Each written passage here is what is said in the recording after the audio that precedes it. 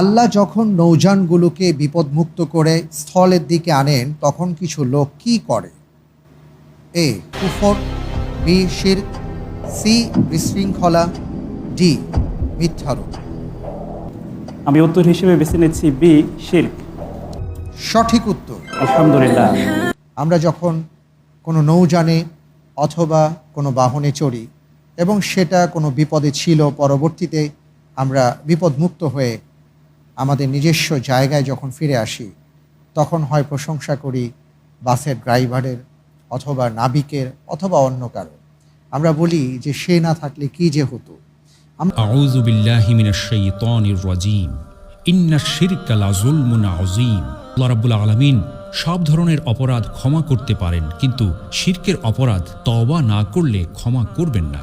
লুকমান আলাইহিস সালাতু ওয়াস সালাম তার ছেলেকে শিরক থেকে বেঁচে থাকার উপদেশ দেওয়ার সময় এ কথা বলেন, যা কোরআনে বিবৃত হয়েছে এভাবে: যখন লুকমান উপদেশ দিয়ে তার পুত্রকে বলল, হে ছেলে, আল্লাহর সাথে কাউকে শরিক করো না, মহা জুলুম।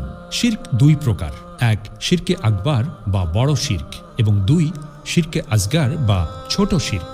আল্লাহর সঙ্গে আল্লাহ ছাড়া অন্য কারো ইবাদত করা, অথবা যে কোনো ধরনের ইবাদত আল্লাহ ছাড়া অন্য কিছুর জন্য নিবেদন করা, যেমন আল্লাহ ছাড়া অন্য কারো উদ্দেশ্যে প্রাণী জবাই করা, কোনো সৃষ্টির উপাসনা করা বা তার নামে মান্যত করা ইত্যাদি। মনে রাখতে হবে যে আল্লাহ ছাড়া অন্য কোনো ব্যক্তি কিংবা বস্তুর নামে মান্যত করা বড় শিরক।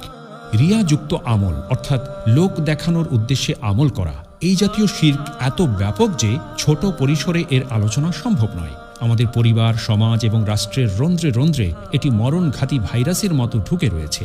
এগুলোর মর্মান্তিক দুর্ভোগ রয়েছে সেসব মুনাফিক নামাজির জন্যে, যারা নিজেদের সালাত সম্পর্কে উদাসীন থাকে। তারা কাজকর্ম করে লোক দেখানোর জন্য।